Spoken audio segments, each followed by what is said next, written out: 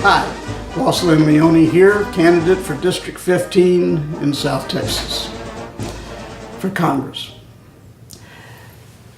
I've often been asked, since there aren't many people that were born libertarians, most of us came to libertarianism later in life. And so I've often been asked, how did you become a libertarian? In other sections, we talked a little bit about what it means to be a libertarian, but we know that most libertarians, as opposed to most Democrats and Republicans, frequently Democrats, young people, as they're first exposed to politics, they usually start out with the party of choice of their parents. But libertarians almost always had an evolutionary process to get to being a libertarian. In my own case, growing up in the 60s, there was one important party in Texas. Now today, you may know that every statewide office of any importance is held by a Republican.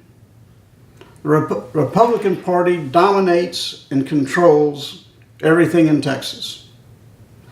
There are a few state representatives, state senators that are Democrats, but they don't have much say. They aren't very effective.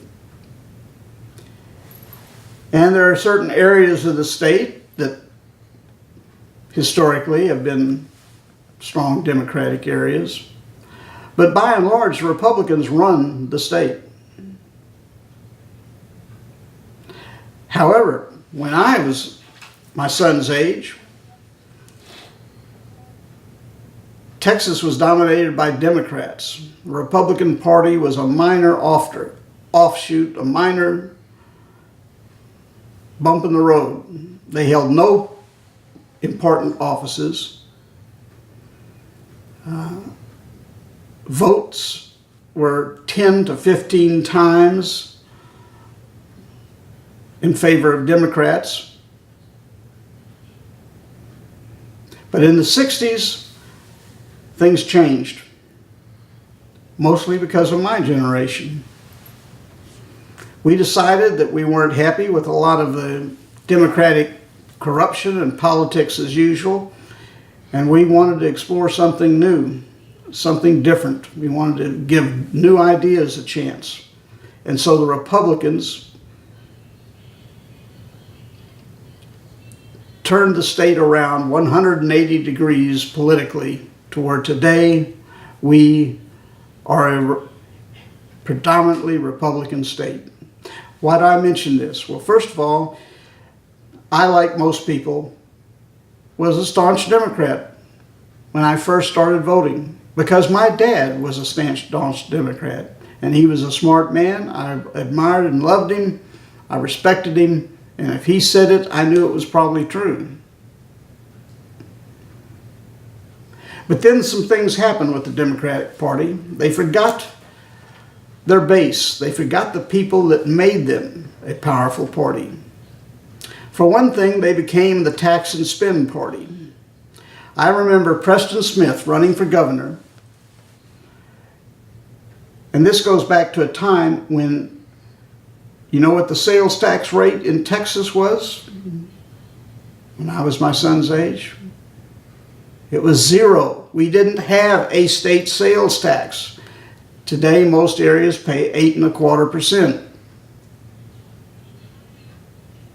Preston Smith, Democrat,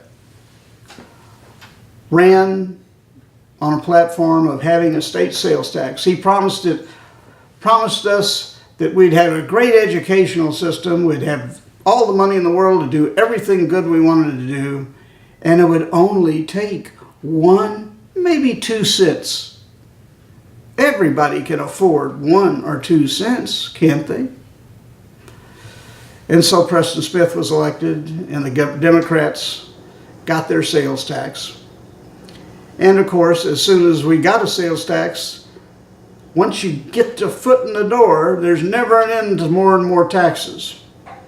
And now we've run it all the way up to 8.5%. And that's not even counting the hundreds of other extra taxes that they've dreamed up along the way, and now we're threatened with even more taxes. So anyway, that was just one reason why I started to look that there might be better ways politically, and I looked at the Republican Party. And for a few years, I basically supported. I had some young friends that ran and were elected as Republicans. Times were changing, and Republicans just said, give us a chance and we will do the job.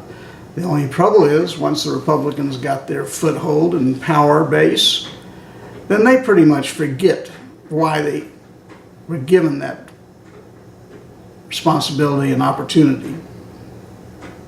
And so quite a few years back, I got fed up with the empty promises of the Republicans, the empty promises of smaller government. They only gave us bigger government. The empty promises of less taxes. Taxes keep becoming more and more diverse. The intrusiveness of government, the corruption of government. And I started looking again, said, well, we did this once, maybe we need to make another change again. And I found the Libertarian Party. And when I started looking at the Libertarian Party, I found that these were people who were fiercely independent, that still thought the Constitution meant what it said, that still believed the Bill of Rights protected individuals against government. And so I became a Libertarian, and I'm now, quite a few years later, I'm still a Libertarian, and I'm running for Congress. If you have looked at the last 20 years and said, I'm fed up,